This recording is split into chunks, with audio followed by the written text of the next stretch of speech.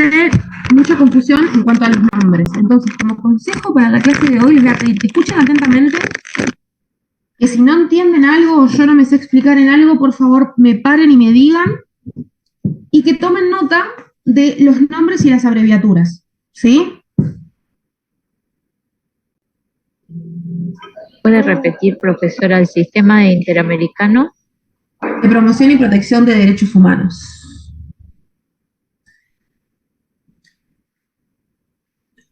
Y esto lo podemos abreviar con las siglas S y DH, ¿sí?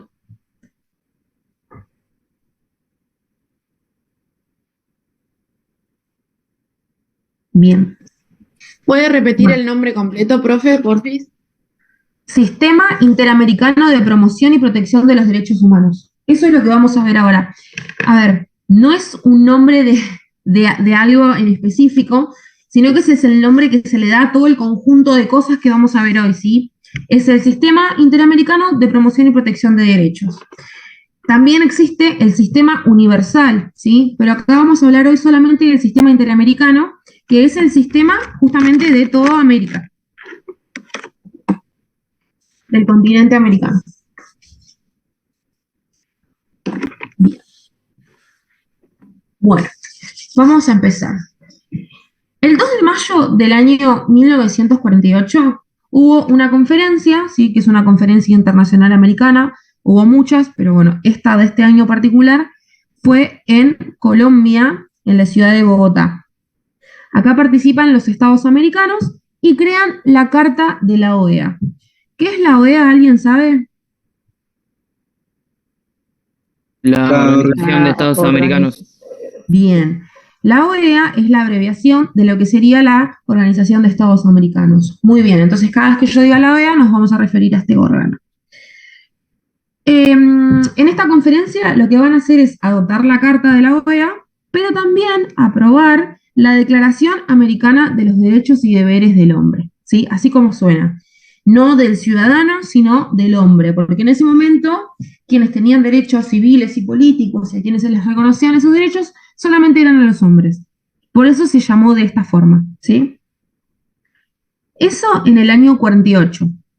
Acá es como el nacimiento del Sistema Interamericano de Promoción y Protección de Derechos, ¿sí? Lo primero que se crea en el marco de la OEA es la Carta y la Declaración Americana. Después, más adelante, en el año 59 más o menos, se va a crear la Comisión Interamericana de Derechos Humanos, que es lo que ustedes ven en pantalla. Comisión Interamericana de Derechos Humanos, que se abrevia CID. Las siglas son CIDH, muy parecido a lo que vimos hoy al principio, que era el Sistema Interamericano. Ahí vamos a usar la S y acá vamos a usar la C. ¿Puede repetir el año en que se creó la Comisión Interamericana?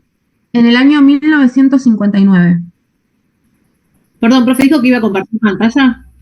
Porque Sí, a mí no me aparece. ¿No le aparece? No. ¿A alguien más le aparece? ¿A alguien más no le aparece?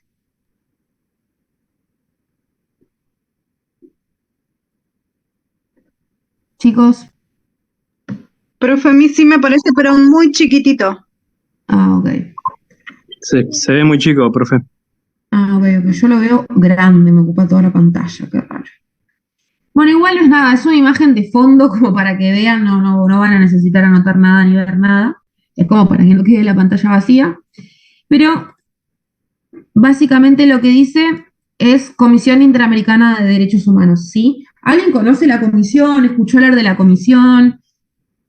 ¿Saben qué hizo la comisión en Argentina?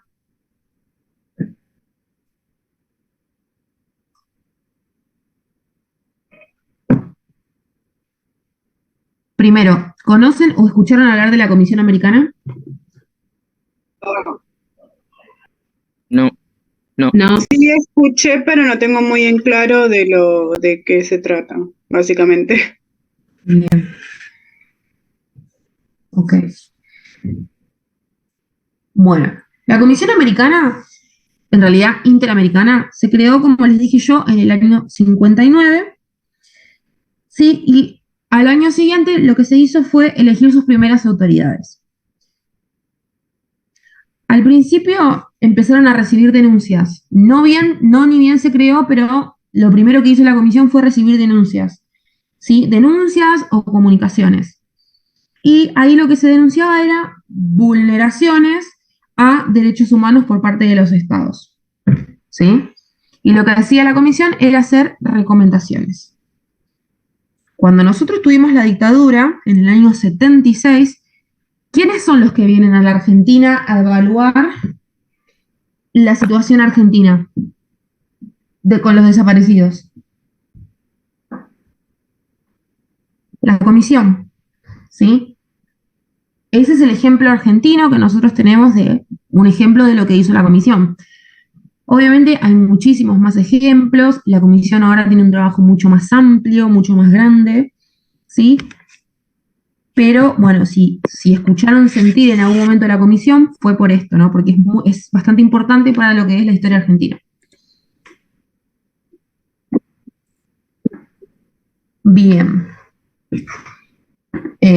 Lo primero que hizo la comisión, como yo les dije, bueno, fue recibir denuncias, examinar comunicaciones, hacer recomendaciones, y hacía visitas in loco, que las visitas in loco son esas visitas a los países que hacía como para investigar y hacer recomendaciones acerca de algún tipo de problemática, que las problemáticas siempre son vulneraciones de derecho. La comisión no es que cae en paracaídas y empieza a intervenir el Estado, sino que pide autorización, pide protección del Estado, ¿sí? No es que la comisión se maneja como quiere. Pero bueno, es una de sus tareas. Lo que hizo la comisión en Argentina fue una visita in loco, justamente, ¿sí? Bien, entonces, en sus orígenes era como un órgano que se dedicaba a resolver consultas, a asesorar a los estados, básicamente. Pero con la reforma de la Carta de la OEA en el 67, a través del Protocolo de Buenos Aires, cambió un poco su actividad, ¿sí? Y pasó a ser, en vez de un órgano consultivo y de recomendaciones y de asesoramiento, pasó a ser un órgano con funciones de promoción y defensa de los derechos humanos, que es más a lo que se dedica hoy en día la comisión, ¿sí? Bien, y acá vamos a cambiar la pantalla. Profesora, disculpe. Sí. ¿Pasó a ser un órgano de protección y promoción de los derechos humanos? Sí.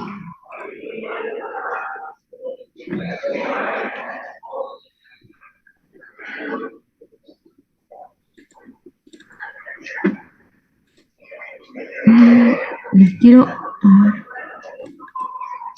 quiero compartir otra imagen para que vean. Profe, yo voy a salir y volver a entrar a ver si se me mejora a mí esto de que no puedo ver nada. Bueno. Le aviso que voy a volver a entrar. Dale.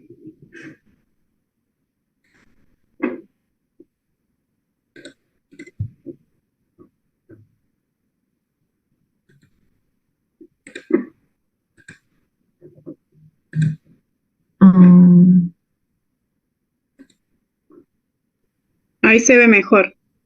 ¿Se ve mejor? Ahora se volvió a ser chiquito. Porque estoy queriendo compartir otra. Esperanza. Ahí se cambió la imagen, ¿no? No, no, siguen las tres chiquititos ahí. Bueno. Quiero cambiar la imagen, pero no sé por qué no puedo. Se reforma la carta con el protocolo y ahí pasa a tener otras funciones la comisión.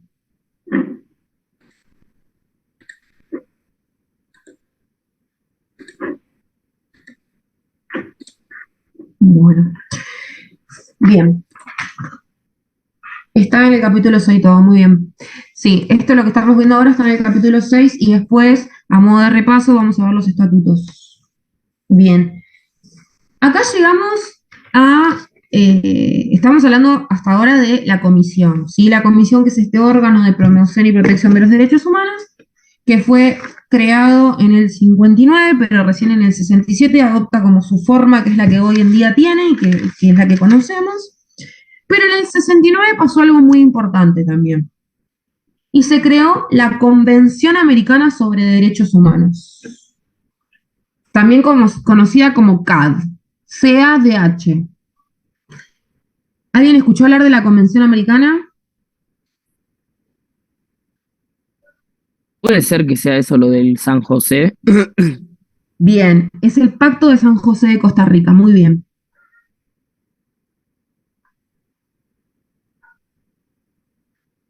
La CAD o la Convención Americana o el Pacto de San José de Costa Rica es el tratado internacional, en realidad es el tratado americano más importante, por así decirlo, ¿sí? Porque es el que más materia abarca, es el más amplio. Después vamos a tener otros que son más particulares, pero este es como el más amplio. Y para nosotros va a ser como la Biblia de ahora en más, porque vamos a ver todos los derechos que están garantizados en ese tratado, ¿sí? Esta materia un poco se trata de ver qué derechos garantiza ese tratado. Siempre todo va a girar en torno a la Convención Americana casi. Bien, ¿qué hace de importante la Convención Americana? Recuerden que es del año 69, ¿sí? ¿Qué es lo que hace de importante? Crea a la Corte, ¿sí? La Corte Interamericana de Derechos Humanos. Y su abreviación va a ser Corte IDH. Porque va a tener las mismas siglas que Comisión Interamericana, pero en vez de usar la C, vamos a usar la palabra Corte y después vamos a ponerle IDH, ¿sí? Entonces, la Convención Americana crea la Corte, pero a su vez también le define atribuciones y cuestiones procedimentales a la Comisión, ¿sí? Y bueno, y también a la Corte, pero modifica un poco a la Comisión. No la crea porque la Comisión es anterior a la Convención, pero sí le da atribuciones y le modifica procedimientos o le da procedimientos. Bien, la comisión, vamos a volver a hablar de la comisión ahora, ¿sí? Y ahora solamente vamos a hablar de la comisión.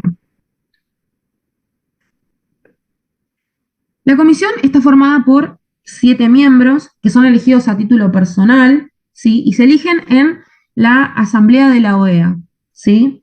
No representan a los estados, porque ya les dije que son elegidos a título personal, ¿sí? Y tienen que demostrar imparcialidad, independencia, ¿sí? Y son elegidos por su carrera profesional, ¿sí? Por haberse destacado en la materia de derechos humanos. No se les permite participar en los asuntos en donde participe el Estado del cual son nacionales. Por ejemplo, si nosotros tuviésemos un argentino en la comisión y llega una petición o llega una denuncia o hay alguna cuestión con Argentina, ese miembro de la comisión que es argentino no va a poder participar en ese debate, ¿sí?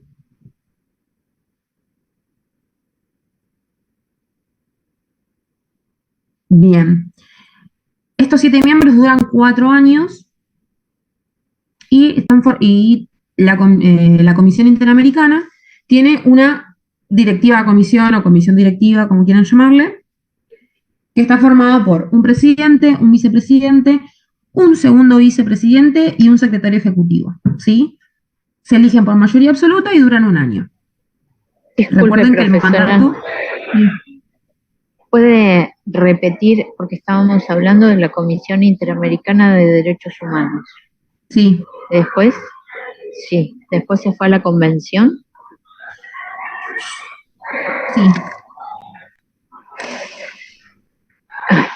Y volví a la comisión. Está bien. ¿Me repite eso de la convención? La convención fue creada en el año 69 y crea a la Corte y le define atribuciones a la comisión, dije. Sí. Y después ya estoy hablando de la comisión directamente. Bien. De la comisión dijimos que son 7 miembros, que son elegidos a título personal en la Asamblea de la OEA, que no representan a ningún estado, son independientes, no participan en asuntos donde participe su Estado del que son nacionales, duran 4 años en el mandato, pueden ser reelegidos una sola vez más, y la comisión tiene una directiva comisión o una comisión directiva que está formada por un presidente, un vicepresidente, un segundo vicepresidente y un secretario ejecutivo. Duran todos un año en ese puesto y son elegidos por mayoría absoluta.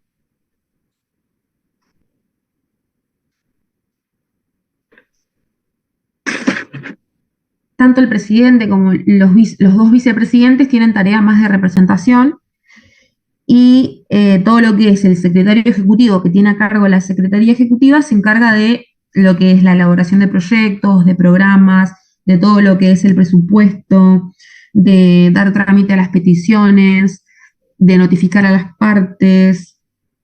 El secretario es el jefe de los abogados, ¿sí?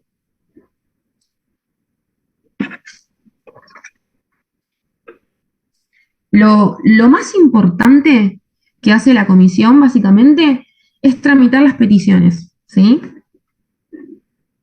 Eso es como su tarea principal. Pero además, lo que busca es estimular la conciencia sobre derechos humanos, ¿sí? Por eso, muchas veces, si ustedes entran a la página de la comisión tiene una página web donde ustedes pueden encontrar muchísimo material, no sé, difunden noticias o te muestran campañas, ¿sí? Siempre hablando de la protección y de la promoción de los derechos humanos. No sé, por ejemplo, durante el COVID, me acuerdo que la comisión había sacado informes donde se refería... Sí. La interrumpo. ¿Cuál es la página web? No, ponen Comisión Interamericana y entran ahí, no. Es la primera búsqueda que aparece. Tiene informes, y me acuerdo que para la pandemia habían hecho un informe, un relevamiento muy chiquitito, donde se hablaba de la situación argentina en cuanto al COVID, ¿no? No sé, me acuerdo que había hablado de violencia de género y COVID, cómo había aumentado, y felicitaba a Argentina también por las medidas que había tomado, ¿no? Porque una cosa es tener una problemática y tratarla, y otra cosa es tener una problemática y no hacer nada. Después también, el estado sanitario de los países, que felicitaba o intimaba a los estados a tomar medidas de acuerdo a, no sé, la problemática que tengan. Leí mucho durante el COVID porque estoy haciendo un trabajo justamente, pero suele hacerlo con un montón de temáticas, con un montón de problemáticas, ¿sí? Y ese es su rol de estimular la conciencia sobre derechos humanos, ¿sí? Esto tiene que ver todo con la promoción de los derechos, ¿sí? Y también un poco que viene en línea con lo que venía contando, también formula recomendaciones, ¿sí? Para que los estados tomen medidas progresivas dentro de su propio marco normativo, obviamente, pero deben tomar medidas progresivas. Hace estudios, hace informes, le pide a los estados informes también, tiene esa posibilidad de decirle al estado, a cualquier estado, que presente un informe sobre determinada problemática, no sé, puede ser violencia policial, situación de vivienda, situación alimentaria de los nacionales del estado, ¿sí?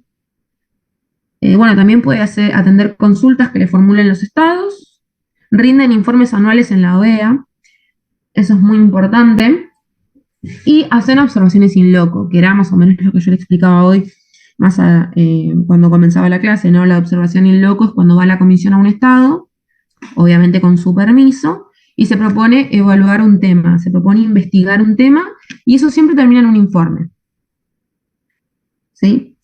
Además, otra cosa que puede hacer la comisión es comparecer ante la Corte Interamericana de Derechos Humanos, ¿sí? Y otras cosas que puede hacer, que también son importantes, es solicitar a la Corte que adopte medidas, ¿sí? En el caso de que haya asuntos graves y urgentes para evitar un daño mayor que es irreparable, ¿sí? Y eso en criollo es más o menos pedir una medida cautelar, ¿sí?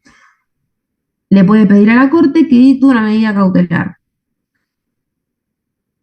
También puede pedir opiniones consultivas, pero eso después lo vamos a ver en la Corte, cuando hablemos de la Corte.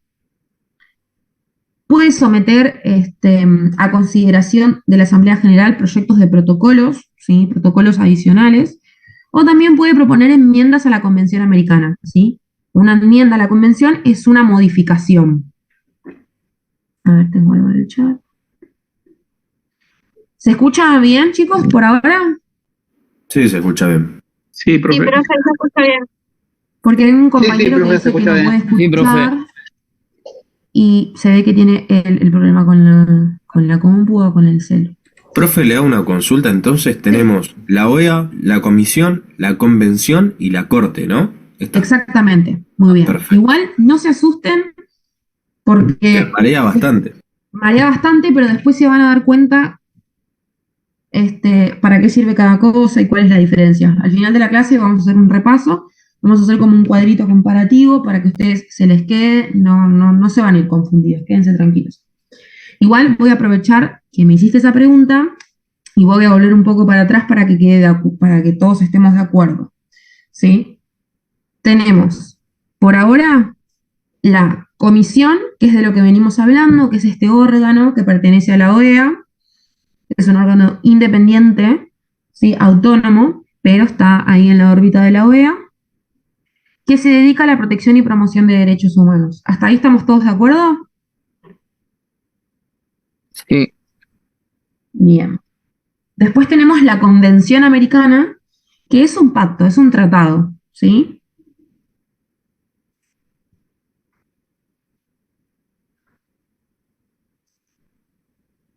Bien, y por último tenemos a la Corte, que les voy a expoliar un poco, pero después lo vamos a ver bien. La Corte es un órgano colegiado, sí, es un órgano jurisdiccional, no es como la Comisión.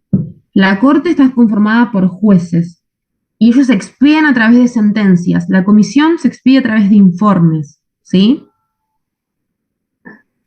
Pero bueno, esas son las tres cosas que estuvimos viendo recién. La Convención Americana la van a ver a lo largo de toda la materia, no se hagan problema por eso. Lo que tienen que saber es que a través del tratado, que es la Convención Americana, o del Pacto de San José de Flores, si no se quieren confundir con las siglas, es quien crea la Corte y quien le da atribuciones también a la Comisión. Por eso es importante traerla en esta clase, ¿sí? Pero bueno, O seguimos. sea, la Convención crea la Corte y le da poder a la Comisión. Exactamente, le da atribuciones, sí. Le da tareas, digamos. ¿Y Bien. la OEA entonces qué sería, profe? No, la OEA es la Organización de Estados Americanos, es como la ONU, pero a nivel americano. Ah, ok, perfecto. Ujú. Bien, bien. Bueno, ahora vamos a ver. Yo les dije que a la comisión se le pueden hacer peticiones, se pueden presentar denuncias, ¿no? Sí. Bien. ¿Quiénes creen que pueden hacer una denuncia ante la comisión?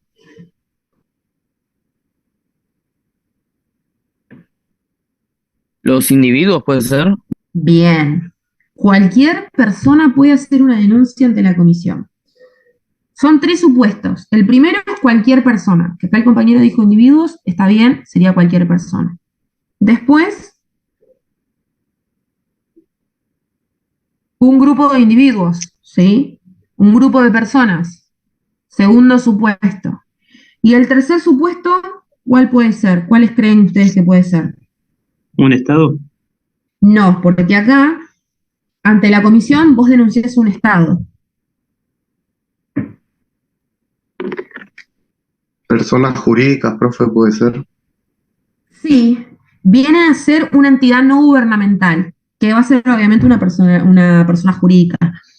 Pero aclaramos que no es gubernamental porque justamente los estados no pueden hacer denuncias a otros estados, porque eso no sería no estaríamos hablando de una relación que tenga que ver con derechos humanos, ya estamos hablando de otra cosa, ¿sí? De un problema quizás internacional.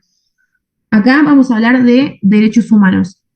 Ustedes vieron, supongo, en la primera clase el concepto de derechos humanos, ¿no?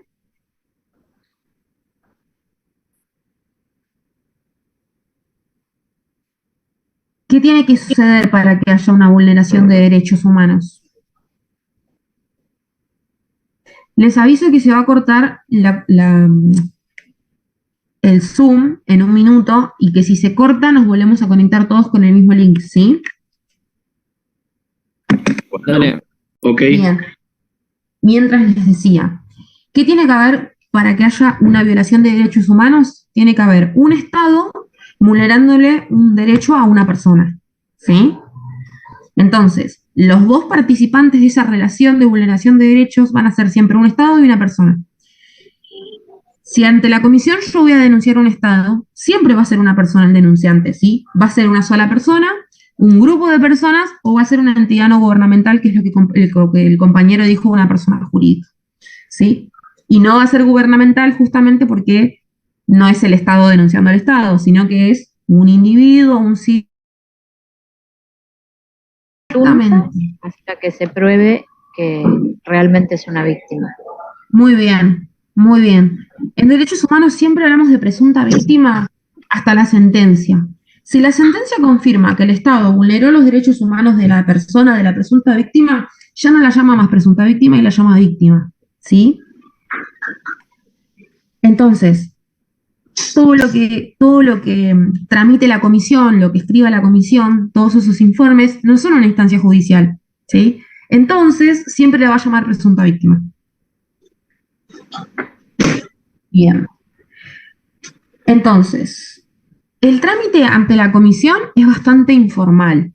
Tiene ciertos requisitos, porque obviamente yo no puedo ir a presentar cualquier cosa, pero es bastante informal en lo que no requiere presentarse con patrocinio sí o sí, no requiere que tenga mayores formalidades los escritos, aunque obviamente sí tiene requisitos, porque no puedo presentar una denuncia y no contar los hechos. Obviamente eso no puedo hacer, ¿sí? Pero después eso lo vamos a ver directamente en el estatuto. Yo por ahora lo voy a contar como más por arriba para que lo charlemos entre nosotros y después vamos a ir puntualmente a los requisitos del estatuto, ¿sí? Entonces, ¿qué requisitos tiene que tener la petición? O sea, esta denuncia que yo voy a hacer a la comisión. Tiene que tener el nombre del denunciante, obviamente si quiere, porque también existe lo que es la denuncia anónima, o la reserva de identidad en realidad.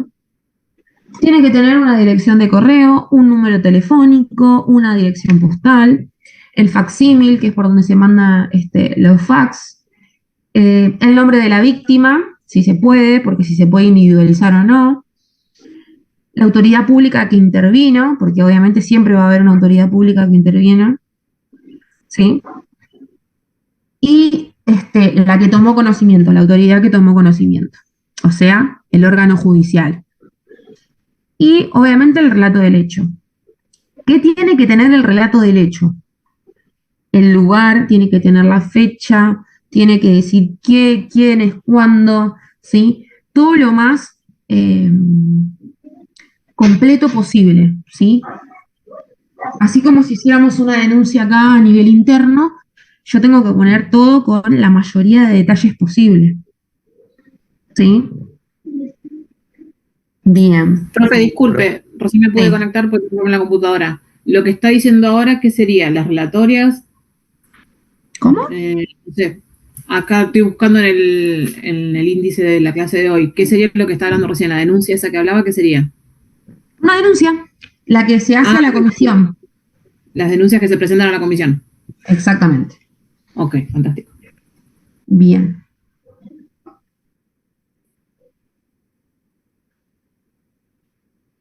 Entonces. Profe, eso Sí. es lo del artículo 29 de la convención, ¿no? ¿O no? ¿Y qué dice el artículo? No tengo la convención abierta acá.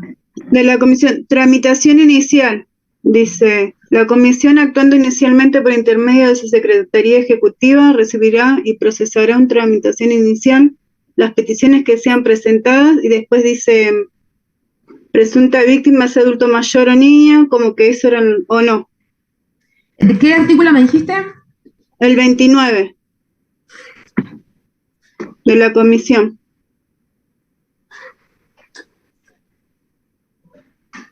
No, es el artículo 29 del reglamento.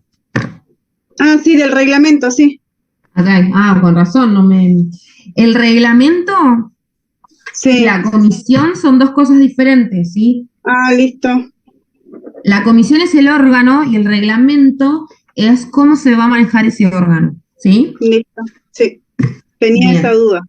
Lo mismo la corte. Nosotros tenemos la corte, pero tenemos el reglamento de la corte que nos va a decir cómo funciona la corte, que después lo vamos a ver igual.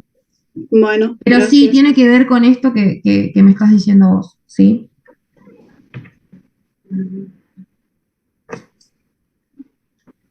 Entonces, lo que va a hacer la comisión va a ser velar por los derechos que garantiza la Convención Americana. Siempre que esos estados hayan adherido a la Convención Americana. Ahora, si esos estados no adhirieron a la Convención Americana, la comisión va a entender igual para todos los estados que sean miembros de la OEA. ¿Y a través de qué tratado lo va a hacer? A través de la Declaración Americana de Derechos Humanos, ¿sí? Entonces, si ese estado adhiere a la Convención Americana, es decir, al Pacto de San José de Costa Rica, va a entender la comisión. Pero si ese estado no adhirió al pacto, lo va a hacer a través de la Declaración Americana, al ser un estado que es miembro de la OEA, ¿sí?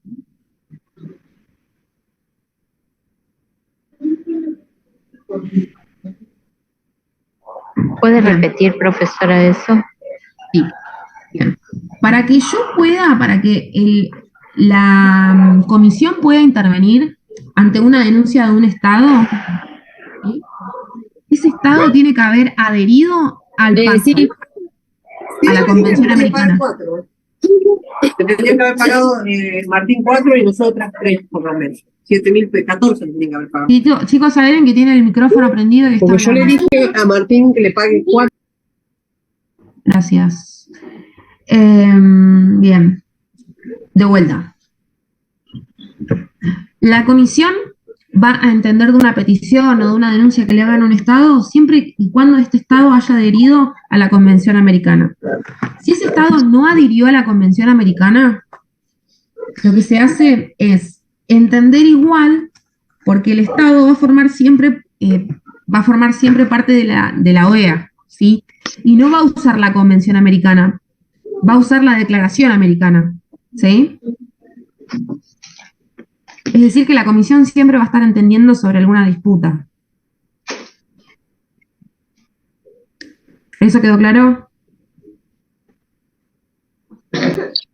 Bien. Profe, y si no es miembro de la OEA, Sí. ¿Para qué? No, si no es miembro de la OEA no se puede, pero ¿quiénes no son miembros de la OEA?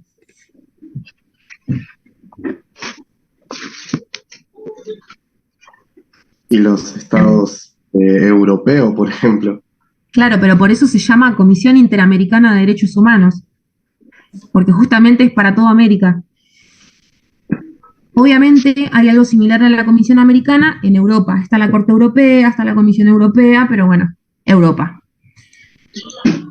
Nosotros hoy estamos viendo el sistema interamericano de protección de derechos. Si vamos a ver todo lo que es América, no vamos a ver la parte europea, que la tienen en otra clase igual para que entiendan. También está la Corte Africana, ¿sí? Bien. Profe, o sea que todos los estados de América son miembros de la OEA. De la OEA, sí. Ok, gracias.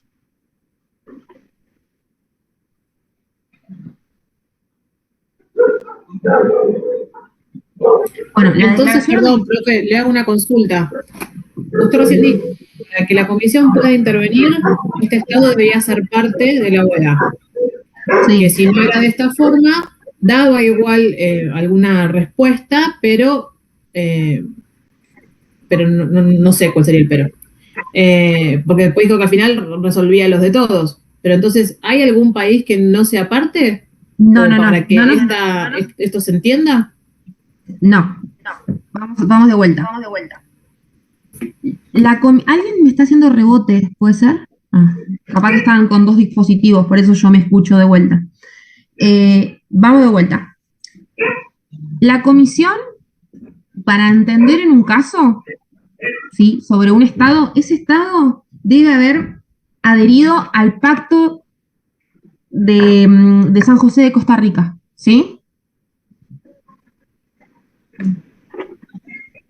¿Hasta ahí vamos? Bien. Sí, profe. Si este Estado no adhirió al tratado o al pacto de San José de Costa Rica, sí o sí forma parte de la OEA, ese Estado. Entonces va a poder entender la comisión y no lo va a hacer a través de la Convención Americana, lo va a hacer a través de la Declaración Americana, ¿sí? Porque todos los miembros de la OEA adscribieron a la Declaración Americana cuando adscribieron a la Carta, ¿sí?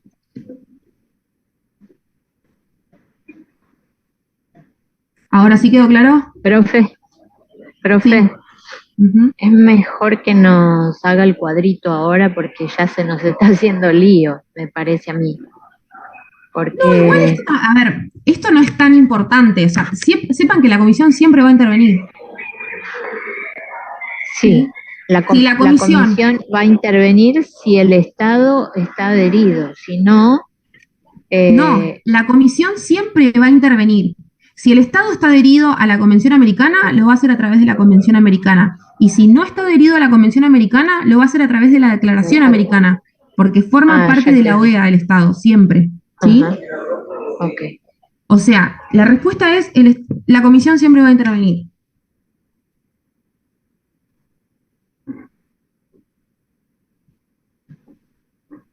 Ok, profe. Bien. Y sepan que la Declaración Americana también es un tratado que es que antes decían, bueno, no, en realidad es como una fuente del derecho más como de costumbre, al ser una declaración, ¿sí? Pero la realidad es que es una fuente de obligaciones internacionales, ¿sí? Porque muchas veces decían que era como menos importante, que no era obligatoria. Es obligatoria, igual que la Convención Americana, ¿sí? Es más general, pero bueno, sigue garantizando derechos humanos. Bien. ¿En qué otros tratados? Hasta ahora la Convención Americana dijimos que puede interpretar, la Comisión puede interpretar a la Convención Americana, es decir, al Pacto de San José de Costa Rica, y a la Declaración Americana, que son dos tratados diferentes. Pero también puede ser que se cree otro tratado y que tengan como órgano de interpretación a la comisión, ¿sí? Y eso se puede hacer. Yo tengo anotado dos ejemplos acá para decirles, pero en el libro, cuando ustedes lean el capítulo, van a ver todos los tratados que le dieron intervención a la comisión, ¿sí? Uno de ellos es el protocolo adicional de la Convención Americana, ¿sí? En materia de DESC, que el DESC son derechos económicos, sociales y culturales, y además la Convención Interamericana para prevenir y sancionar la tortura, ¿sí? Si yo tengo una denuncia de tortura, soy un país que adhirió a esa convención, puedo hacer la denuncia en la Comisión Americana, ¿sí?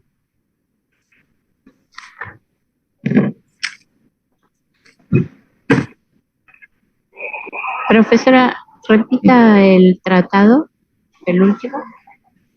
Contra la tortura. Igual eso está en el capítulo 5 y 6, ¿no, profe? En el 6. Todo lo que yo estoy hablando ahora está todo en el capítulo 6. Capítulo 6.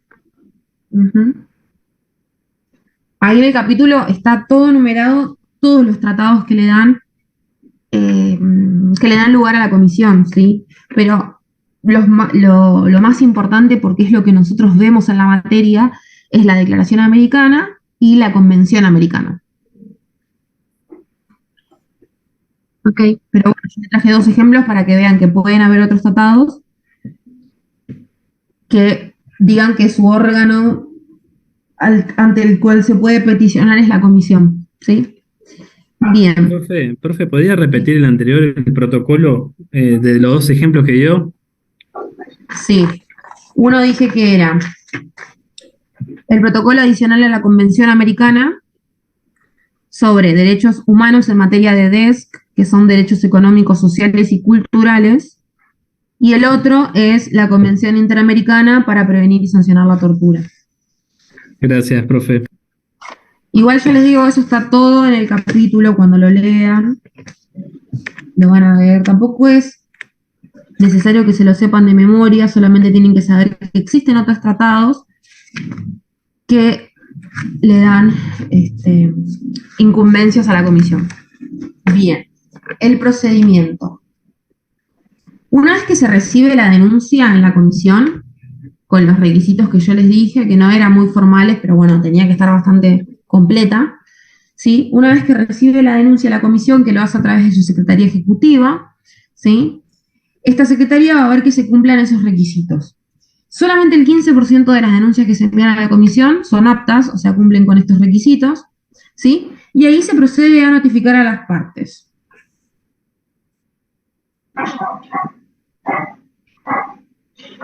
Bien, dependiendo de lo que narren los hechos, se puede desglosar en varios expedientes o se pueden unificar distintas denuncias en un mismo expediente, ¿sí? Eso va a ser de acuerdo a la economía procesal, ¿sí? De acuerdo a lo que sea más fácil de hacer.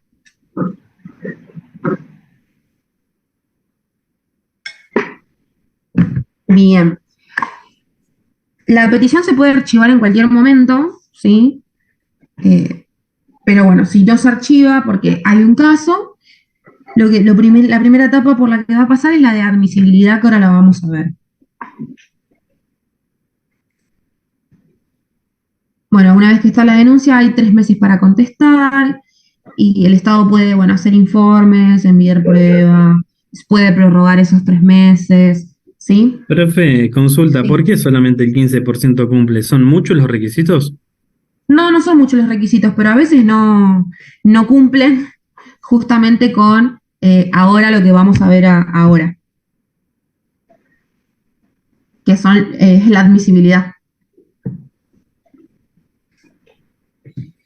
Bien, son 3 los requisitos, en principio, ¿sí? Después va a haber 2 más, pero en principio son 3. El primero es que el peticionante va a tener que acreditar que interpuso y que agotó los recursos de jurisdicción interna o que tuvo una imposibilidad de hacerlo, ¿sí?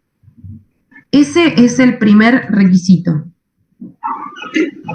¿Sí? Profe, disculpe, ¿puede repetir el primer requisito? Tiene que haber otra cita rebote y no.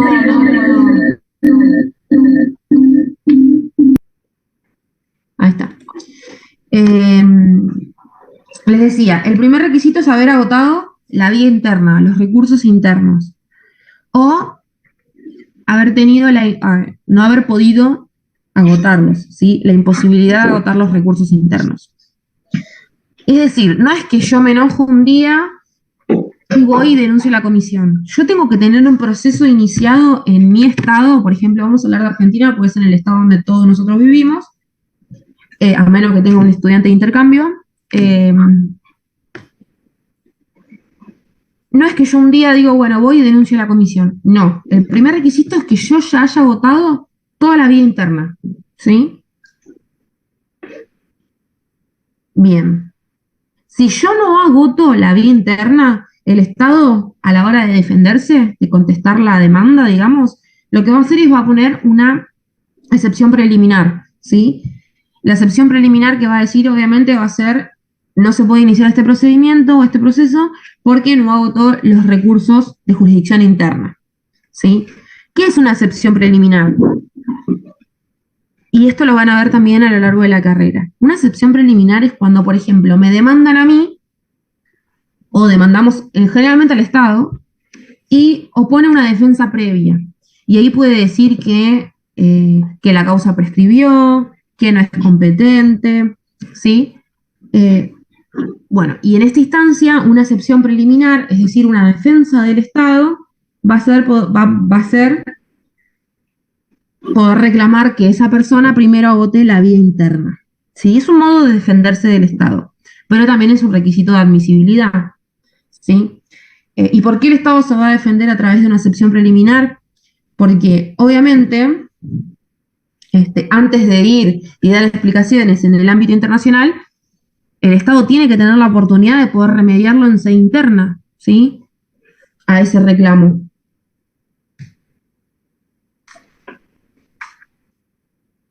Bien, ¿en qué casos la persona no va a estar obligada a agotar los recursos internos, o sea, la vía judicial interna?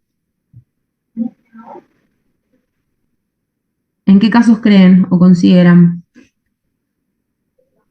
En casos de suma urgencia.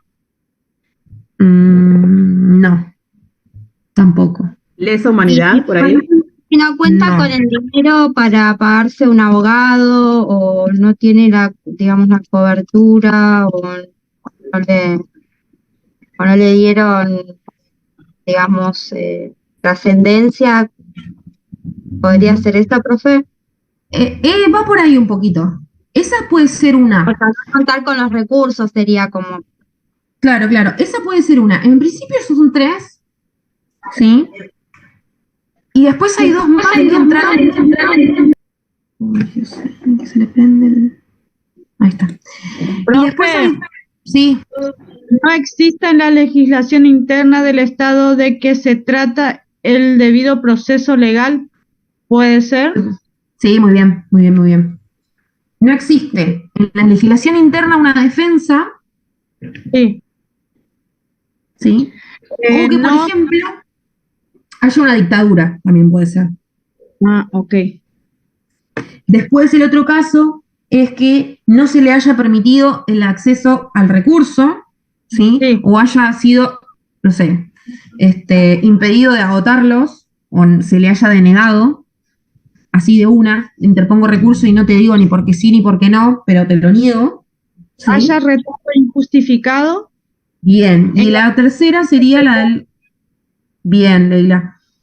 La última, la tercera, sería la del retardo injustificado en la decisión sobre los recursos. ¿Sí? Porque puede ser que yo interponga un recurso y tarden 10 años en decirme si sí o si no. ¿Sí?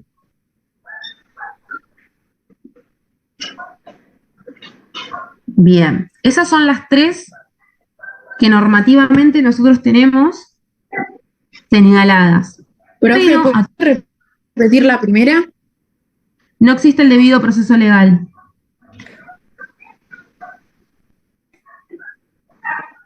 Bien, esas son las 3 que nosotros tenemos básicamente en las normas. Ahora, a través de una opinión consultiva, la Corte dijo, existen 2 más, y una es la posición económica de la persona.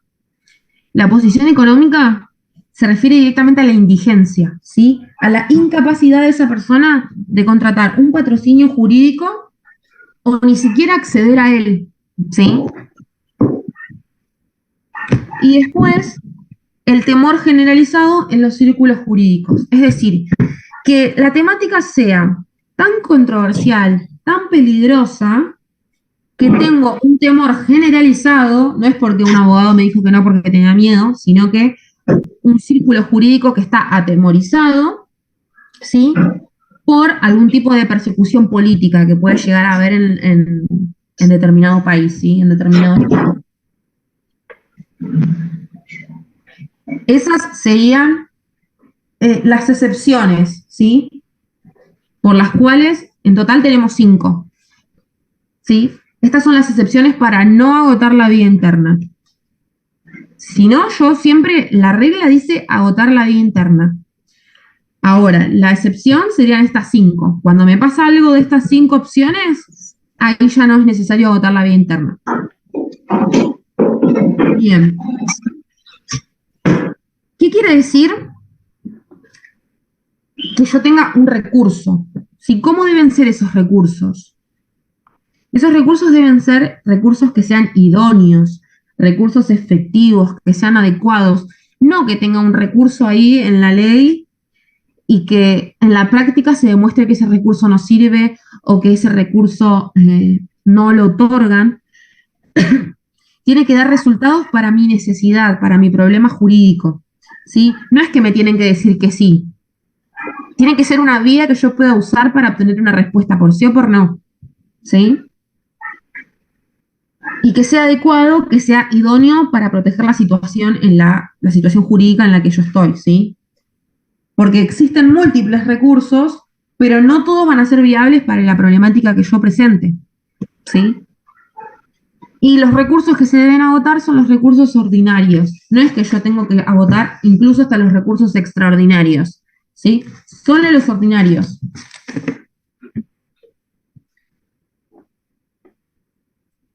Entonces, el primer requisito de admisibilidad es haber agotado la vía interna, ¿sí? Tenemos 5 supuestos en los que no hace falta agotar la vía interna y recordar cómo son las características del recurso, cómo debe ser el recurso, debe ser idóneo, me tiene que servir para lo que yo necesito, me tiene que dar una respuesta por sí o por no. Y después tenemos un segundo requisito,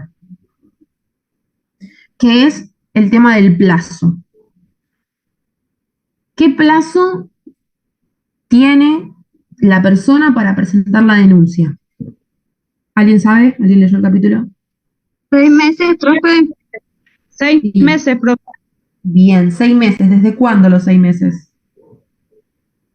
A partir de la fecha en que el presunto lesionado en sus derechos haya sido notificado de la decisión definitiva. Bien. Cuando yo tengo una sentencia definitiva y me notifican, a partir de ahí son 6 meses en los que yo puedo presentarme ante la comisión a peticionar, ¿sí? ¿Qué pasa si yo no tengo una decisión? Que me diga que no, que sí, lo que sea. ¿Qué puede pasar?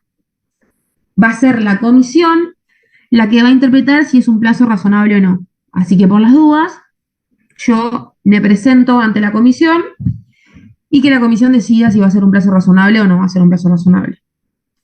Y por último, el requisito número 3 es la litispendencia, ¿sí? ¿Qué es la litispendencia? ¿Alguien sabe?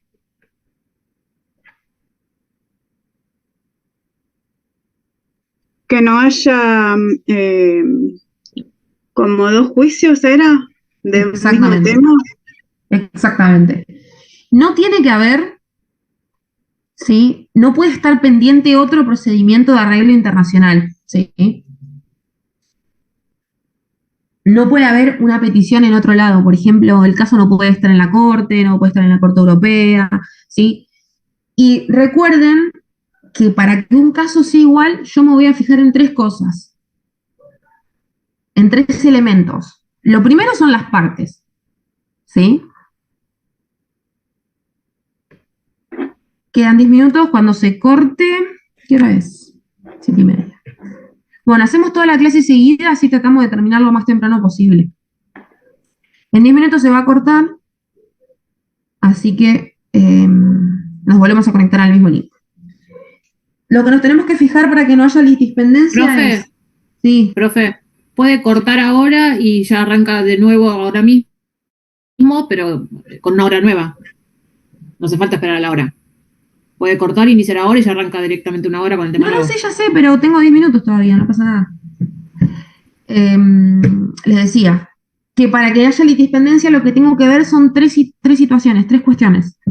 La primera son las partes. Las partes no pueden ser las mismas, ¿sí? El objeto, es decir, los hechos, no pueden ser los mismos. Y la base legal tampoco puede ser la misma, si no puede ser el mismo derecho, el mismo hecho y las mismas personas. Eso es lo que yo voy a tener que ver para que no haya litispendencia. Profe, ¿puede repetir de vuelta? Sí, me tengo que fijar las partes, el objeto y la base legal. Gracias. Bien. ¿Cuándo se va a declarar inadmisible? una petición. Obviamente, cuando no cumpla alguno de estos 3 requisitos que nosotros ya vimos, ¿sí? Pero también cuando no se expongan hechos que describan una violación a los derechos humanos, ¿sí?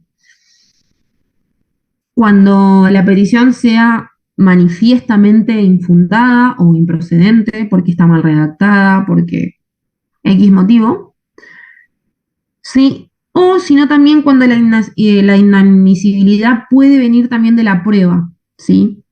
Es decir, hay una persona que denuncia, el Estado opone su defensa, emite las pruebas, no sé, a través de informes o a través de, la prueba puede ser de cualquier tipo, y de esa prueba se desprenda de que no hay una vulneración de derechos, ¿sí? Y ahí se termina. Cuando hay una inadmisibilidad, se termina, se eleva un informe y listo. Ahora, cuando es admisible, ahora vamos a ver qué pasa, ¿sí? Pero acá me gustaría hacer una aclaración, ¿sí? Y acá vamos a hablar de la doctrina de la cuarta instancia, ¿sí?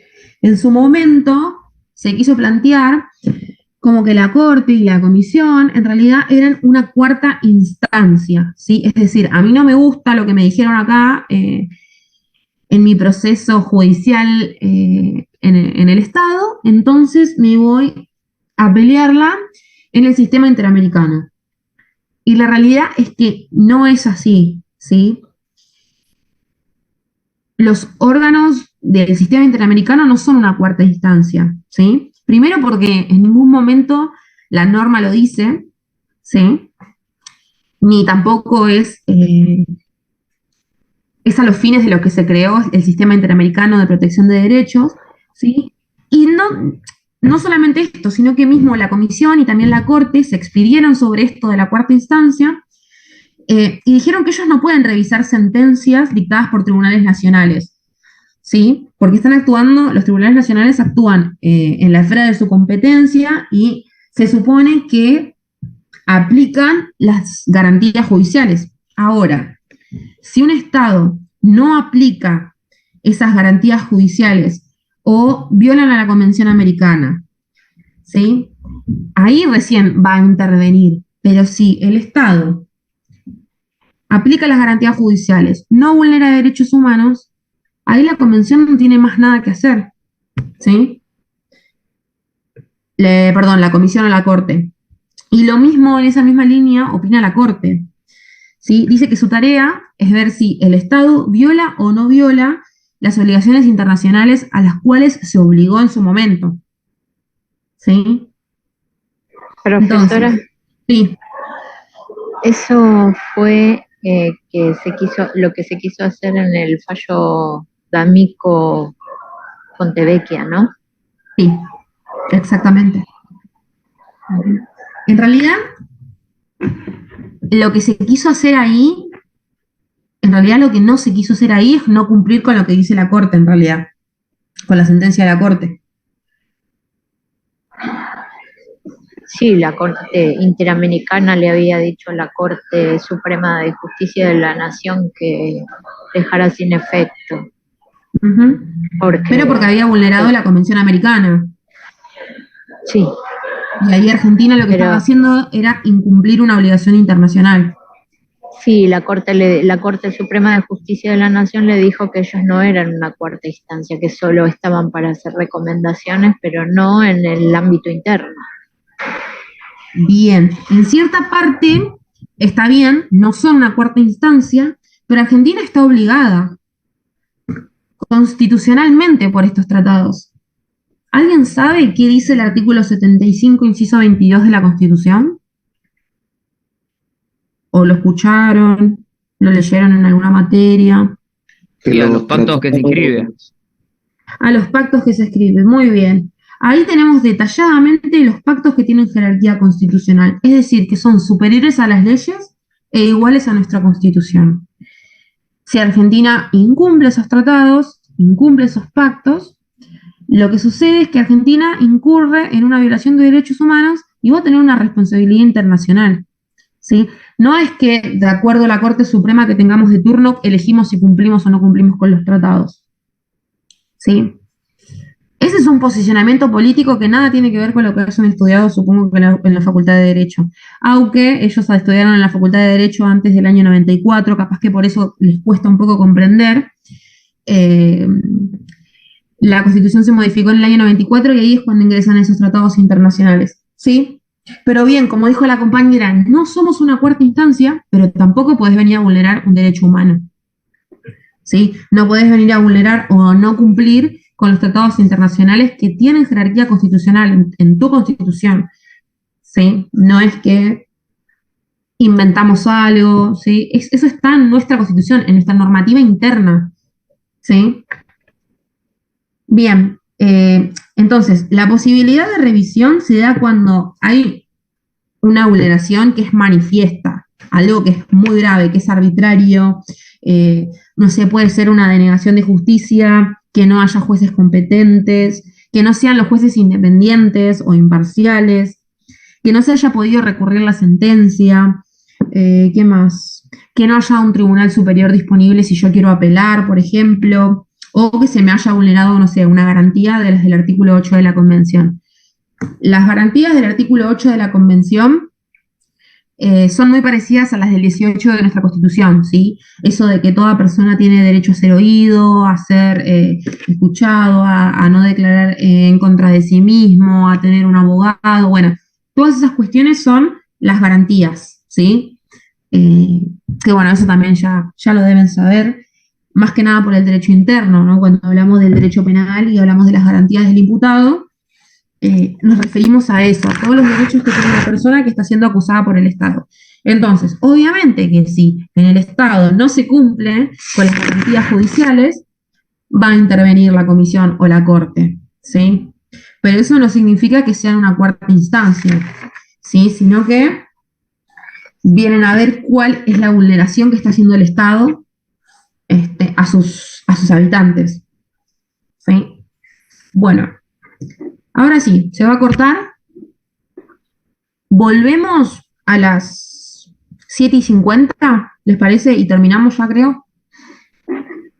10 minutos para calentar el agua del mate, tomar algo y volvemos. ¿Sí? Perfecto. Perfecto. 19:50 los veo acá.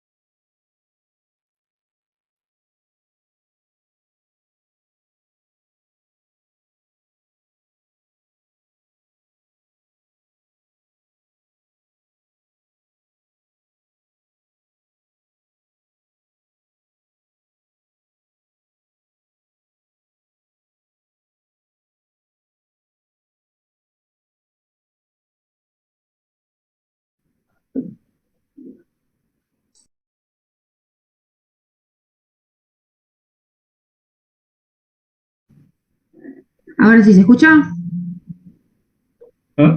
Sí, ahora sí se escucha. Perfecto, porque estuve hablando como 10 minutos y nadie me contestaba. Sí, se escucha ahora. Bueno, gracias, chicos.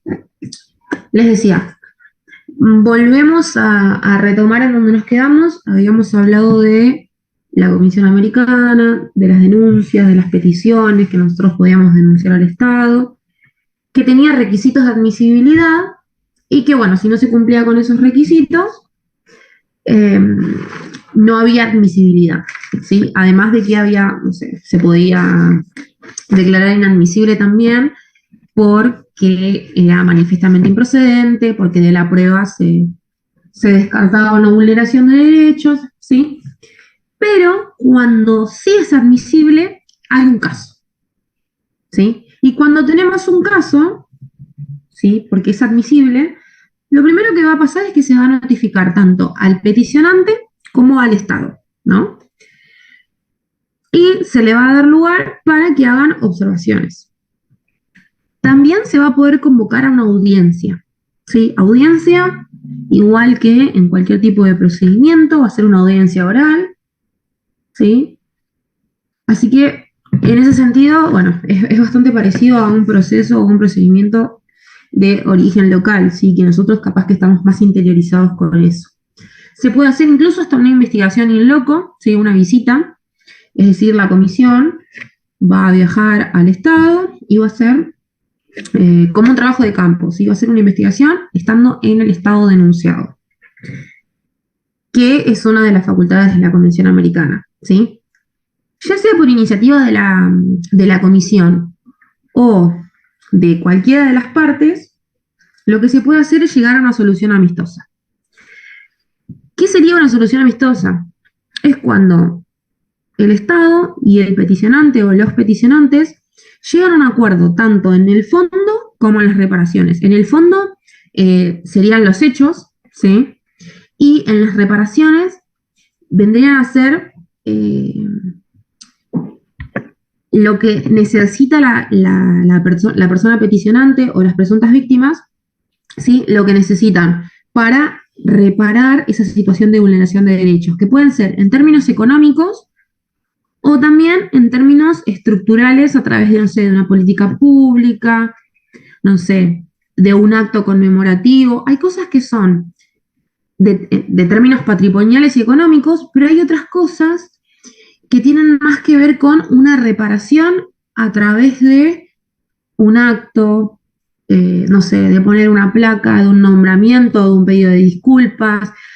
Pueden ser muchas las reparaciones, ¿sí? De hecho, cuando ustedes vayan a leer casos, van a ver a qué es condenado el Estado o lo que el Estado propone, porque también en una solución amistosa el Estado puede proponer hacer algo, y si a la persona, a la presunta víctima o al peticionante le parece adecuado, se cierra en una solución amistosa. Y eso se puede dar en cualquier parte del proceso, ¿sí? Se puede dar tanto en la primera instancia, que es en la comisión, como se puede dar también después en la corte, pero lo vamos a ver ahora cuando veamos la corte, ¿sí? ¿Se puede llegar a un acuerdo o no se puede llegar a un acuerdo? Porque muchas veces el Estado no reconoce que haya vulnerado derechos, ¿sí? O no los quiere reconocer. Entonces ahí nunca se llega a un acuerdo. Entonces, cuando sí se llega a un acuerdo en tanto al fondo y a las reparaciones, lo que se hace es una solución amistosa, se hace un informe, se explica y luego se publica, ¿sí? Eso es público, es de público conocimiento. En la página de la comisión, ustedes van a encontrar todas esas soluciones amistosas, van a encontrar casos, van a encontrar informes de admisibilidad, ¿sí? Pueden ir leyendo, pero les recomiendo que esperen a que lleguen a determinados temas para leer. Sí, pero si es por curiosidad también lo pueden leer, no hay ningún problema. Hay muchos casos interesantes, muchos casos que son conocidos. Bien, ahora sí se escucha. Perfecto.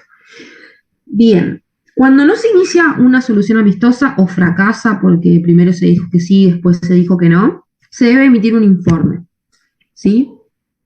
Y en ese informe se va a decir si el Estado que fue demandado es o no es responsable internacionalmente por una violación de derechos humanos, ¿sí? Y ese primer informe, si en ese informe, si se dice que el Estado no vulneró ningún derecho, se hace el informe y se publica. Ahora, si de ese informe se desprende que el Estado sí vulneró derechos, se va a llamar informe de fondo preliminar, que es el informe del artículo 50. Así se llama, informe del artículo 50. ¿Qué tiene que tener un informe preliminar? ¿O qué va a decir el informe preliminar? Va a exponer los hechos y las conclusiones. Va a formular recomendaciones para el Estado y va a fijar un plazo para que el Estado adopte esas recomendaciones, ¿sí? Y en primera instancia, es secreto y reservado para las partes ese informe, ¿sí? Solamente lo va a conocer el Estado y la parte que peticionó, ¿sí?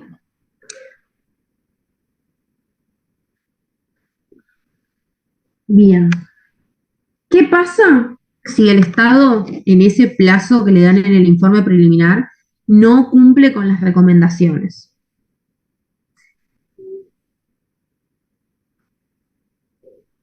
¿Alguien ¿Es sabe? sancionado? Lo mandan a la corte. Bien. Una posibilidad es enviarla a la corte. Y acá cuando el compañero dice es sancionado, ¿en qué términos es sancionado el Estado?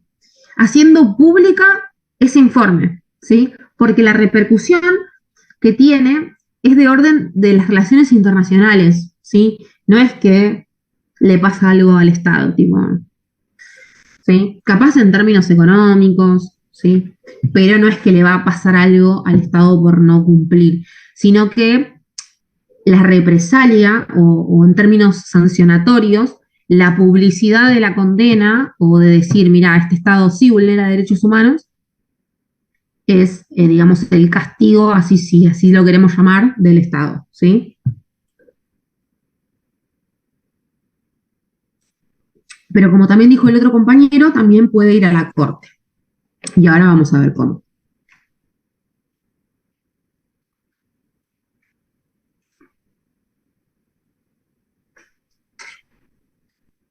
Bien. En los últimos años se fue modificando un poco la práctica, ¿no? De cómo se venía manejando antes la comisión. Ahora se puede celebrar acuerdos casi en cualquier momento del proceso del procedimiento, que era lo que yo les decía antes. Sí, a veces se intima 2 o 3 veces al Estado y en la tercera, bueno, se arregla, se acuerda, ¿sí? Obviamente para el Estado también quiere evitar la demanda porque es más costoso, ¿sí? Y obviamente el peticionante quiere evitar llegar a la demanda porque también es una pérdida de muchísimo tiempo. Ustedes cuando empiezan a leer casos se van a dar cuenta que pasaron 20, 30 años a veces, ¿sí? Desde que esa persona tuvo la vulneración de derechos inicial hasta que se terminó el proceso en la corte o en la comisión, ¿sí? Entonces, a los fines de evitar ese proceso tan largo, tan tedioso, tan costoso, siempre se intenta arreglar. Y también cuando el Estado sabe que va a ser condenado porque realmente se vulneró un derecho humano, a veces el Estado va y acuerda. ¿Por qué? ¿Qué pasa? Muchas... esto tiene que ver con los cambios de gobierno. Capaz que todos los derechos que se estén vulnerando ahora no van a ser juzgados ahora. Van a ser juzgados de acá a 15 años.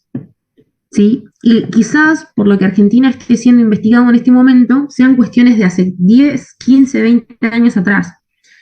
Entonces hay gobiernos que son más conciliatorios, que reconocen la historia, ¿sí? Y dicen, bueno, sí, en este momento la situación de Argentina era diferente, nos hacemos cargo, y otras veces no se hacen cargo porque, bueno, no quieren pagar o por lo que sea, o porque no comulgan con las ideas de la comisión o de la corte, pero bueno, eso es un tema aparte.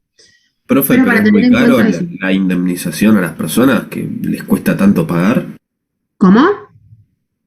¿Es muy caro la indemnización, digamos?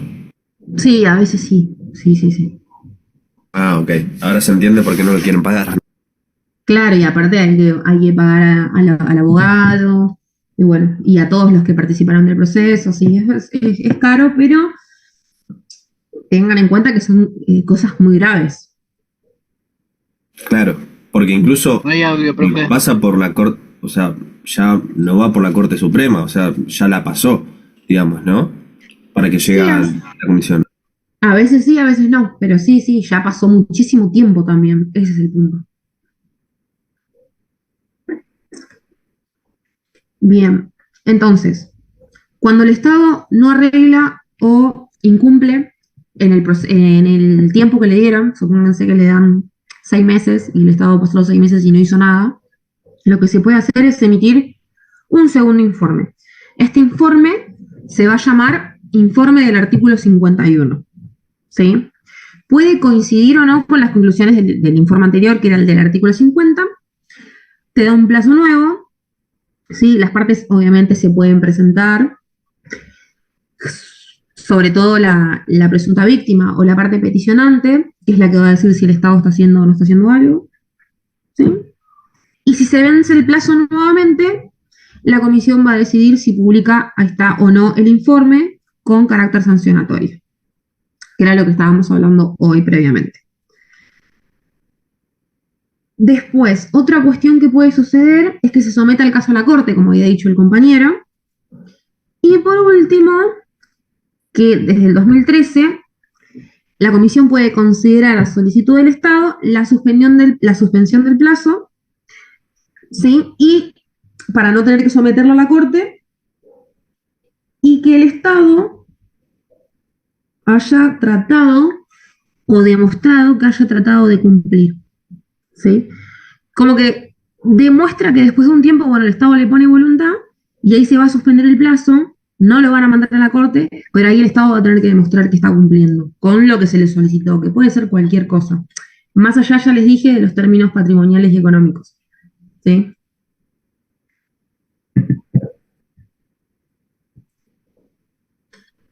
Pero generalmente, si un Estado es en la comisión se encuentra que es responsable, la comisión lo manda a la Corte. Si ve que el Estado no tiene voluntad, hace los informes correspondientes y lo manda a la Corte. Ahora, si el Estado, como yo les dije, se propone, hace una propuesta, intenta, demuestra que intentó, bueno, se lo espera un poco, pero si no, lo mandan a la Corte. Y es la comisión la que lo manda a la Corte. ¿Quiénes pueden ir a la... iniciar el proceso para ir a la Corte? Los Estados y la comisión. Por eso la comisión siempre manda todo a la Corte. Bien, ¿y qué es la Corte? Ahora vamos con el último tema. ¿Qué es la Corte?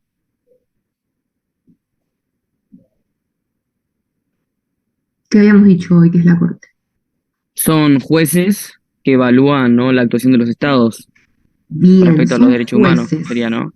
Exactamente, son jueces. Eso es la principal característica, ¿sí? Porque recién teníamos la comisión, que son comisionados, ¿sí? Son personas que saben de derechos, saben un montón de derechos humanos, tienen toda una carrera de especialización o de especialidad en la materia, ¿sí? Pero no son jueces, ¿sí? La Corte Interamericana de Derechos Humanos es una institución jurisdiccional autónoma, ¿sí? Obviamente su objetivo es la aplicación, la interpretación de la Convención Americana, ¿sí? ¿Tiene sede? ¿Alguien sabe dónde tiene la sede la Corte?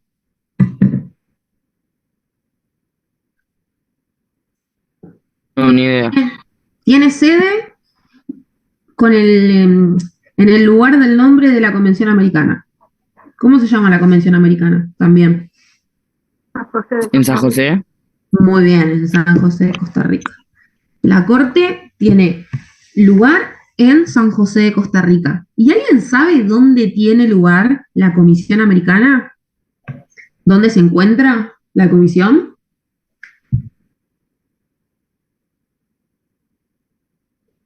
Un poco más al norte. ¿En Estados Unidos era? En Estados Unidos. Se encuentra en Washington. Ujú. Claro. Esa es otra de las diferencias. Se asientan en diferentes lugares. Uno es un órgano jurisdiccional y autónomo. El otro también es un órgano autónomo, pero no es jurisdiccional. ¿Sí? La Corte está compuesta por 7 miembros, o sea, por 7 jueces, que son nacionales de los Estados miembros de la OEA también, y son elegidos dentro de la Asamblea General de la OEA, ¿sí? En la Asamblea General se proponen y después se votan, pero solamente pueden votar quienes sean miembros de la Convención Americana. Y acá esto también tiene que ver con lo que vimos previamente hoy, que hablábamos de la competencia de la comisión, que les decía, bueno, si no entra por la Convención Americana, va a entrar por la Declaración Americana, y esto tenía que ver con qué países formaban parte de la OEA y cuáles de la Convención. ¿Sí? Bueno, algo parecido es acá. Si bien se eligen a los jueces adentro de la Asamblea, y los proponen los miembros de la OEA. Quienes votan a esos jueces solamente son los estados que suscribieron a la Convención Americana, ¿sí? O sea, si hay un estado que no suscribió a la Convención Americana, no va a poder votar a un juez de la Corte. Bien. Igual que la comisión, la Corte, y esto es una cosa que tienen en común, tienen una comisión directiva o una directiva comisión, como quieran llamarlos, y también está formado por un secretario, un presidente, un vicepresidente, un segundo vice y un secretario. Y acá también va a haber un secretario y un secretario adjunto, ¿sí? Y el secretario de la Corte va a tener tareas muy similares al de la comisión, ¿sí? Es el que se encarga de notificar las sentencias, las opiniones consultivas, las resoluciones, va a llevar las actas. Vieron que todos los organismos se manejan a través de actas. Bueno, esas actas las va a llevar el secretario, el adjunto o el secretario titular, y va a dirigir todo lo que es la administración del tribunal, ¿sí? La parte más administrativa. Es el que va a coordinar, ¿sí? Bueno, más o menos los secretarios siempre suelen hacer lo mismo en todos los ámbitos, ¿sí? Para que haya quórum tiene que haber 5 jueces. Recuerden que 7 son los que hay, pero para el quórum necesitan ser 5 jueces. Sesionan en sesiones ordinarias y extraordinarias, igual que cualquier otros magistrados. Y bueno, las decisiones se toman por mayoría de los presentes, y si hay empate siempre va a desempatar el presidente. Bien, la Corte tiene 2 tipos de competencia. Una es la competencia consultiva y la otra es la competencia contenciosa. ¿Qué sería una competencia consultiva? ¿Qué quiere decir que tenga competencia consultiva? Yo les dije hoy que la Corte puede hacer sentencias, que sería su competencia contenciosa, es decir, resolver un caso y dar una sentencia sobre ese caso. Pero también tiene una competencia consultiva. Y esto tiene que ver con la labor interpretativa que tiene la Corte, ¿sí? Lo que se puede hacer es pedirle a la Corte, o sea, yo Estado, le puedo pedir a la Corte una opinión consultiva sobre determinado tema, ¿sí? Y ahí la Corte lo que va a hacer es desentrañar el sentido de lo que yo le estoy preguntando, de las normas que estoy trayendo o de los problemas que yo estoy llevando, ¿sí? Y lo que va a hacer es examinar y me va a dar una asesoría, me va a dar su opinión sobre un tema determinado, que puede ser cualquier tema, obviamente que siempre estemos hablando de derechos humanos, ¿no? Y hay una opinión consultiva que yo siempre traigo de ejemplo, que es de Costa Rica. Costa Rica en el año 2012, si no me equivoco, hace una opinión consultiva, le pide a la Corte una opinión consultiva, porque quería legislar matrimonio igualitario y quería legislar todo lo que tiene que ver con diversidad, ¿no? Entonces la opinión consultiva de la Corte básicamente le hace recomendaciones de cómo debe legislar esos temas. Y además, bueno, le va contando casos de América, ¿no? Y, por ejemplo, no sé, le pregunta si no colisiona tal derecho con otro derecho, bueno. Y también hace preguntas muy exactas, ¿no? Entonces, si responde sí, le va a explicar con fundamento por qué le dice que sí. Bueno, la Corte hace como una explicación muy completa, muy concisa, ¿sí? Desmenuza totalmente esas preguntas que hacen los estados y trata de ser lo más concreto posible, ¿sí? Y en este caso, bueno, le dice cómo debe legislar, cómo debe ser, cuáles son los parámetros. Y en la parte de diversidad, lo que hace es casi hacerle un copy y pegue de la ley argentina de diversidad, que es la ley de identidad de género que nosotros tenemos, ¿sí? Y digo que hace un copy y pegue de la ley argentina porque primero salió la ley argentina y después sí hace la opinión consultiva. No es que Argentina lee esa opinión y hace una ley a través de eso, sino que se da paradójicamente al revés. Y así, opiniones consultivas podemos encontrar un montón. Esa es la que más recuerdo como para contarle a ustedes hoy, pero puede haber de muchísimos casos, ¿sí? Una opinión consultiva puede ser incluso sobre un artículo de una Constitución Nacional, ¿sí? A ver si ese artículo de la Constitución vulnera o no vulnera los derechos humanos, si va en contra de la Convención Americana, se puede preguntar, o cómo armonizar determinada normativa con el artículo, no sé, 4 del derecho a la vida de la Convención Americana, ¿sí? Profe, consulta, ¿y este servicio, por así decirlo, ¿no? De la Corte, ¿es gratuito para los estados? Sí, obvio. Ah, perfecto. Sí. Generalmente toda la actividad de la comisión es gratuita porque ellos tienen un presupuesto que sale de la OEA y de la Corte más o menos lo mismo. Claro, cada estado parte. Sí, contribuye a eso. Contribuye, claro. Bien. Entonces hablamos de la competencia consultiva recién, ¿sí? ¿Quién puede pedir una opinión consultiva? La puede pedir la Comisión Americana, cualquier miembro de la OEA, es decir, cualquier estado miembro de la OEA. La Asamblea General puede pedir una opinión consultiva. El Consejo Permanente de la OEA puede pedir una opinión consultiva. Lo que no puede pedir, quienes no pueden pedir una opinión consultiva básicamente son las personas, ¿sí?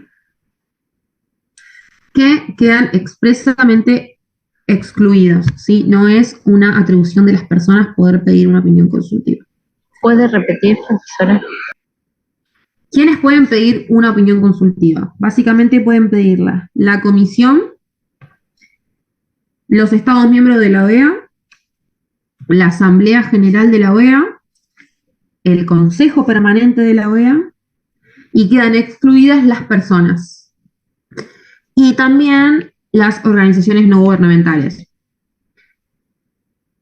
Pero sí pueden presentarse como amicus curiae. Amicus curiae son los amigos de la Corte. Los amigos de la Corte, y acá en Argentina también hay amicus curiae en los debates orales, ¿sí? Puede haber amicus curiae cuando debatan una ley, puede haber amicus curiae cuando hay un juicio y haya temáticas que lo permiten, como por ejemplo la salud pública. Son diferentes actores sociales que van a dar sus argumentos, son amigos de la Corte, por eso se les dice amigos de la Corte, porque dan sus argumentos de por qué sí o por qué no, ¿no? Y en un juicio donde hay dos partes que se contradicen, suele haber amigos de la Corte de ambas partes, de ambos lados, ¿no? Justificando las dos tipos de postura. Entonces, bueno, se permite que haya amicus curiae en las opiniones consultivas, porque bueno, eso sirve un poco de insumo para los jueces, para escuchar distintas voces, ¿sí? Para conocer distintas posturas. Porque los jueces, bueno, si bien investigan mucho para esto, no todos saben de todo, ¿sí? Y eso es una realidad. Bien. Cuando hay una solicitud de una opinión consultiva, la tramita el secretario. Recuerden que el secretario se encarga de hacer todo lo más burocrático, ¿sí? Todo lo que es notificaciones, notificar con copia, transmitir las copias, ¿sí? El secretario lo que hace es comunicar a todos los órganos que van a intervenir o a todos los órganos a los cuales le va a interesar esto, ¿no? ¿Y cuáles serían esos órganos? Primero, todos los estados miembros de la OEA. Es decir, si Argentina pide una opinión consultiva, se va a enterar toda la OEA, básicamente todos los estados, ¿no?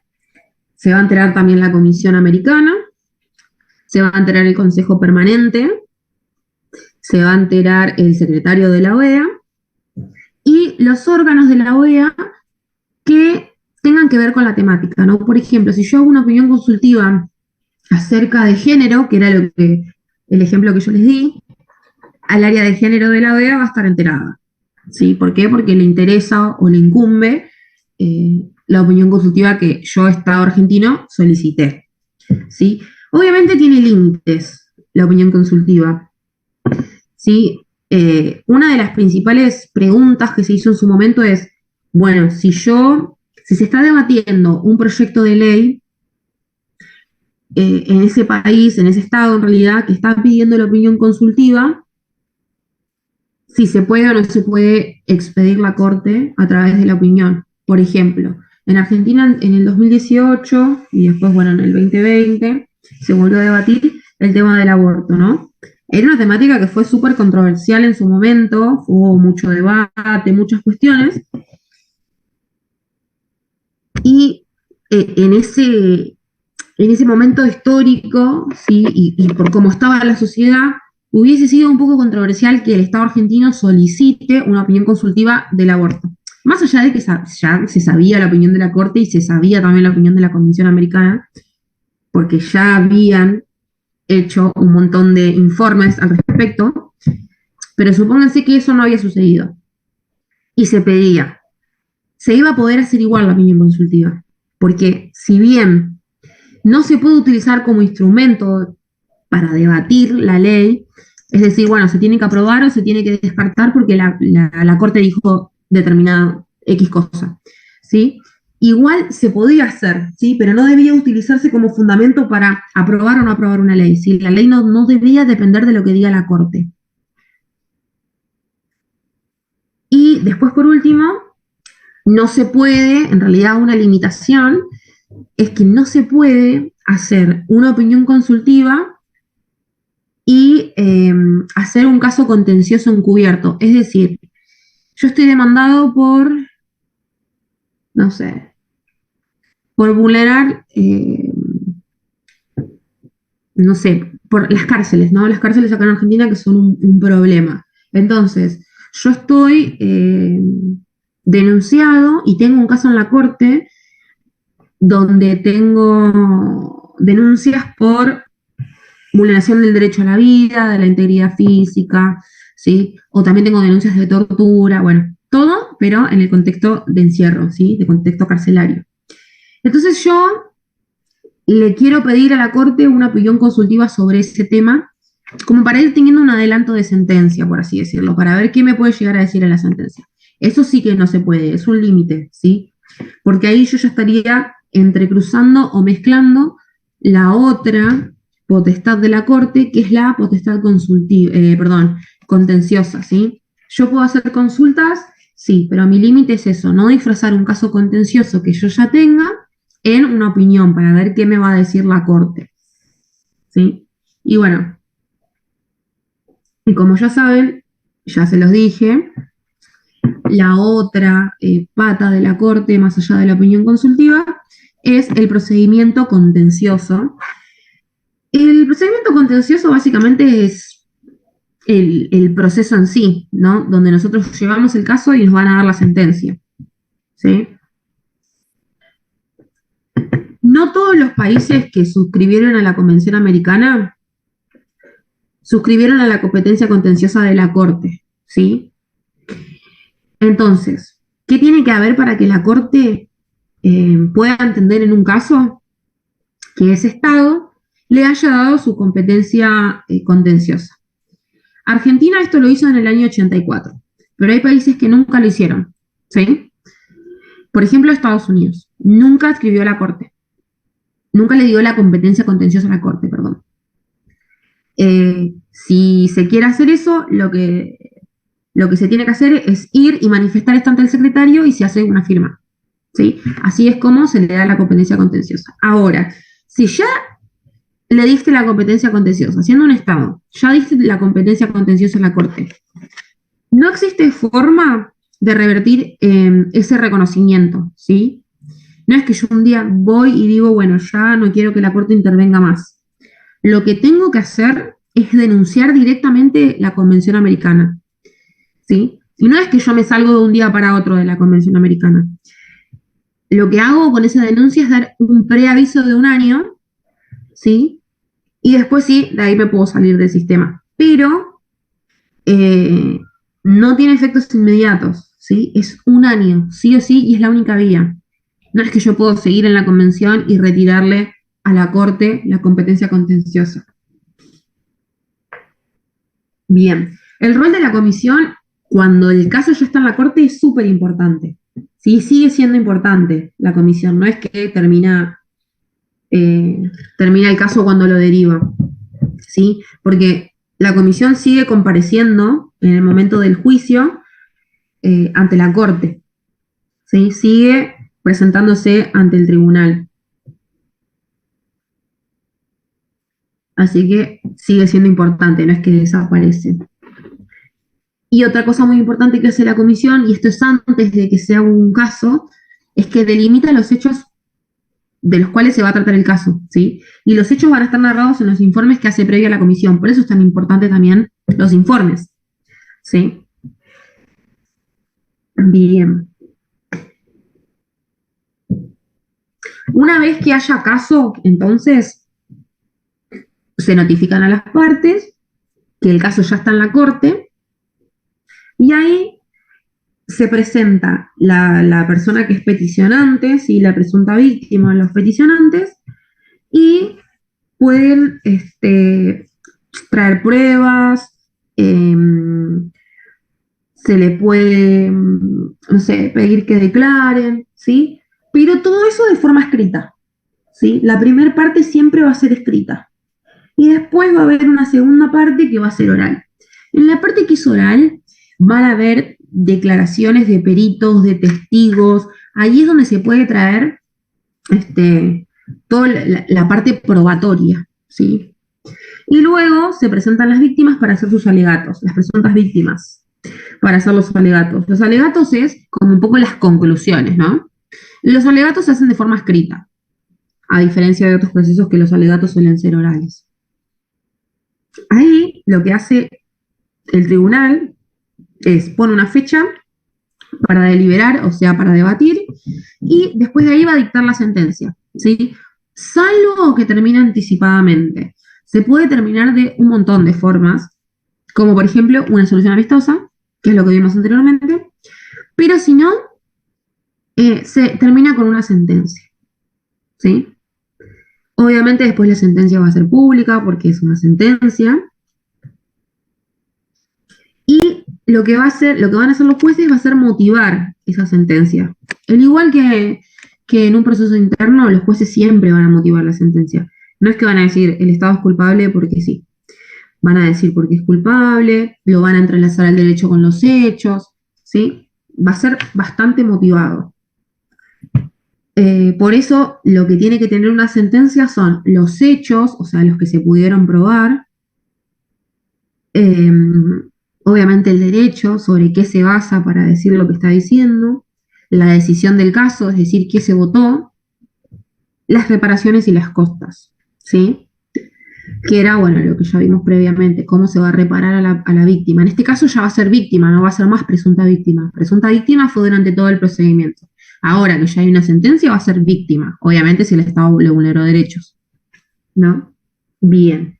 ¿Cuál es la obligatoriedad de una sentencia? Y esto ya lo vimos un poquito adelante, hoy cuando estuvimos hablando del caso que trajo la compañera, que era el de Fontevecchia.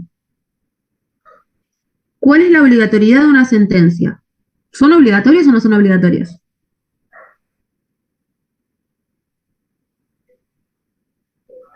En teoría, los estados están obligados. Profe, son obligatorias. Muy bien, son obligatorias. ¿Sí? ¿Por qué? Porque el Estado ya se comprometió, ¿sí?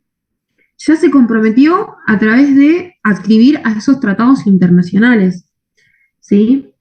Y estas decisiones que toma la Corte son inapelables, ¿sí? No puedo recurrir a una sentencia de la Corte. Lo que puedo hacer, si yo no entiendo algo que dijo la Corte en la sentencia, es en un plazo de 90 días, desde que me notificaron, pedirle que se expida sobre determinado tema, ¿sí? Pero no es que yo puedo apelar esa decisión, ¿sí? Y obviamente, mientras yo interpongo un recurso para que la Corte me diga qué quiso decir en eso que yo no entiendo, no me va a suspender la ejecución de la sentencia, ¿sí? Ojo con eso. No es que mientras la Corte me explica lo que yo no entendí, no tengo que cumplir si soy el Estado, ¿sí? Y obviamente la Corte, además, va a controlar que se cumpla con la sentencia. No es que va a sentenciar al Estado y se olvida. No, hay todo un seguimiento, hay un equipo que hace seguimiento, ¿sí? Pero sí son obligatorias, no es que es algo de palabra y listo. El sistema interamericano, todo lo que tiene que ver con estos órganos, con los tratados internacionales, son todos obligatorios. ¿Por qué? Porque el Estado ya escribió los tratados, ¿sí? Y incurre en responsabilidad internacional. Nos queda un minuto. Tenemos que ver los reglamentos. Sí. Disculpe, usted dijo que la sentencia tenía que tener los hechos, los derechos, las reparaciones y las decisiones también. No, las reparaciones y costas, dije, sí, y la decisión del caso. O sea, ¿qué dijo? O sea, ¿qué resuelve del caso? Ok, profe, gracias. ¿Por qué? Porque hay algunos que van a votar iguales y otros que pueden votar en disidencia. Sí, entonces, bueno, se va a poner tal juez dijo tal cosa, tal juez dice lo mismo, pero fundamenta diferente o decide diferente. Todo eso va a ir aclarado. Que es igual que las sentencias de acá. Las sentencias de la corte de acá, o de los órganos que son colegiados, es decir, que tienen más de un juez, se escriben de la misma forma. Votan. ¿Cómo? Que sería como un fallo, o sea, los jueces muestran su disidencia y sus diferentes puntos de vista de cómo decidieron el caso. Exactamente, por eso a veces los fallos tienen 100 hojas y terminan todos diciendo lo mismo. Así que sí, es muy, muy similar al de acá. Bueno, corto, nos volvemos a conectar, hablamos 10 minutitos más y terminamos, ¿sí? Dale. Perfecto. Ya cierro y me vuelvo a conectar, ¿eh?